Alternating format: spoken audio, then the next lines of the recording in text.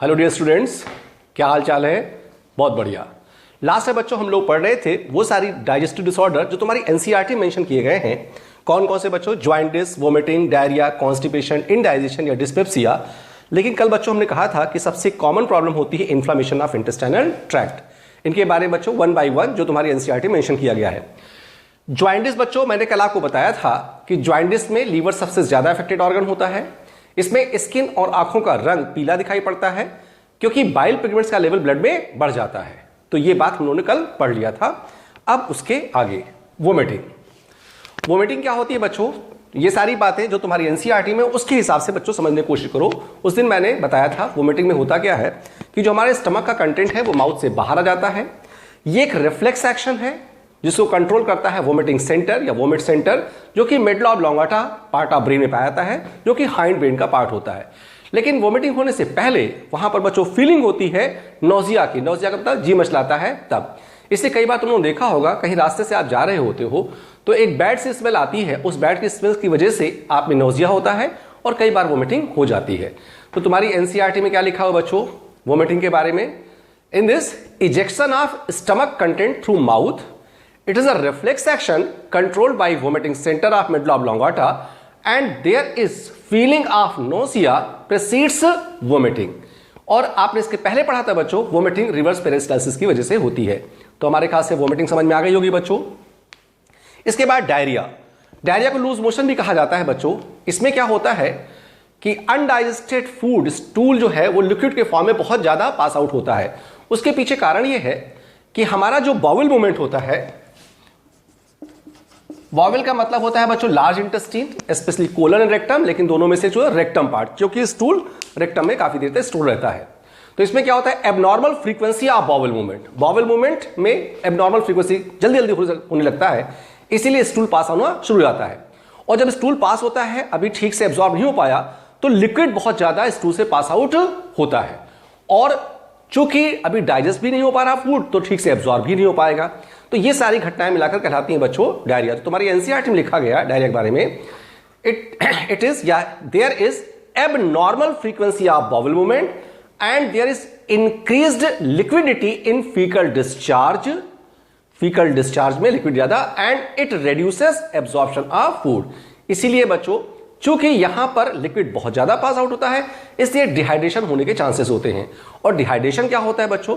अगर किसी पर्सन में पूरी बॉडी का 10% या उससे ज्यादा लॉस ऑफ वाटर हो जाता है, इसी को डिहाइड्रेशन कहते हैं। इसीलिए बच्चों अगर किसी को बार बार लूज मोशन होता है तो पानी की कमी, मिनरल्स कमी, तो उसे हमें कई बार ड्रिप चढ़ानी पड़ती है। तो एक बार फिर से बताओ बच्चों डायरिया क्या होता है? There is abnormal frequency of bowel movement and increased liquidity in faecal discharge, it reduces absorption of food.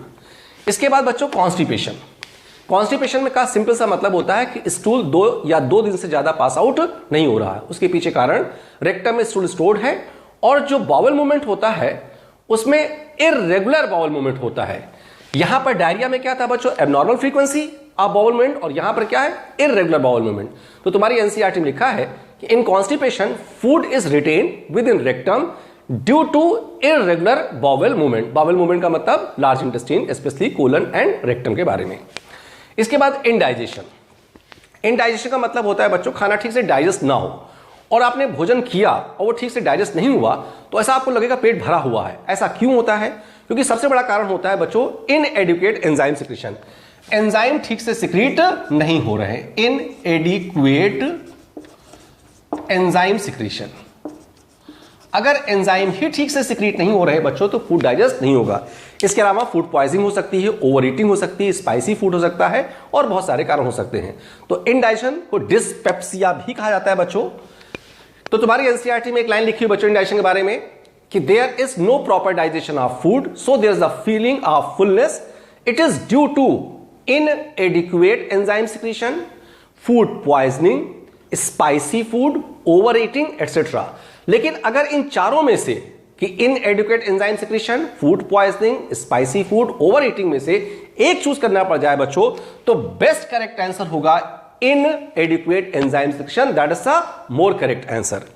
तो हमारे ख्याल से आपको एनसीईआरटी के हिसाब से बच्चों जो सारी बातें लिखी हुई डाइजेस्टिव डिसऑर्डर वो समझ में आ गया होगा।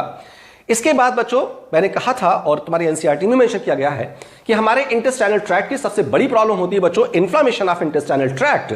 ये सबसे मोस्ट कॉमन एलिमेंट का डिसऑर्डर है और ये किससे होता है बच्चों? मेनली बाय बैक्टीरिया और वायरस, लेकिन दोनों में से चूज करना पड़ जाए तो बैक्टीरिया। इसके अलावा बच्चों ये बहुत सारे हेलमिंथिक पैरासिटिक इंफेक्शन से भी होता है और ये हेलमिंथिक पैरासिटिक हैं tape worm, round worm, hook worm, thread worm, pin worm.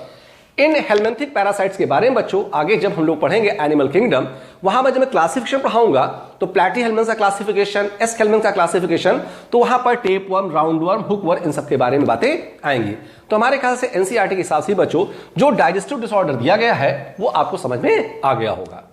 आज बच्चों हमें इसके आगे एक नया टॉपिक पढ़ना है बच्चों अल्सर के बारे में, और अल्सर का जिक्र, अल्सर पर कई सारे क्वेश्चन बच्चों तुम्हारे खासकर एम्स में पूछे गए, लेकिन अब उसे आप नीट मान सकते हो।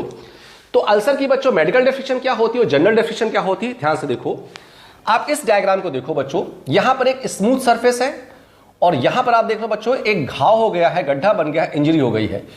अगर हमारे बॉडी की किसी भी सरफेस स्मूथ है तो इसका मतलब नॉर्मल, कोई डिफेक्ट नहीं है, लेकिन अगर गड्ढा हो गया है, घाव हो गया, इंजरी हो गई, वुंड हो गया है, तो इसका मतलब उसे अल्सर हो चुका है।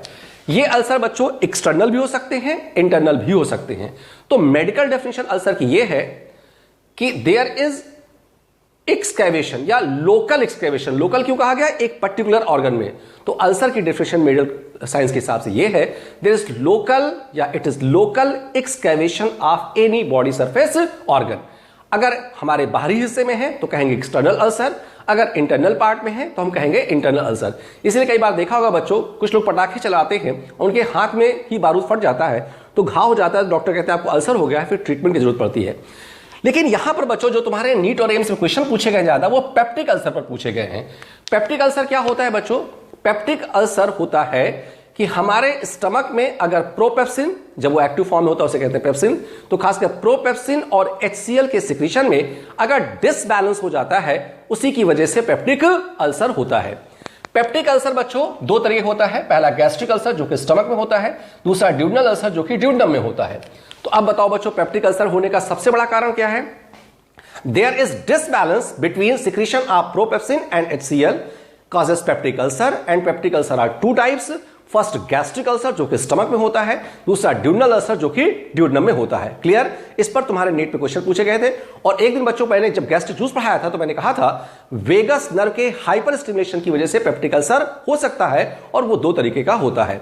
ये दो कौन कौन से हैं बच्चों, इसको समझने के लिए यहां पर देखो। आप यहां चूंकि बच्चों ये क्वेश्चन एम से बहुत अच्छे तरीके से पूछा गया है, इसलिए आपको बहुत अच्छे से पता भी होना चाहिए। आपके यहां क्वेश्चन पूछा गया what is the favourite site of ulcer. तो आपको बच्चों ये डायग्राम याद आ जाएगा चूंकि पढ़ चुके हो।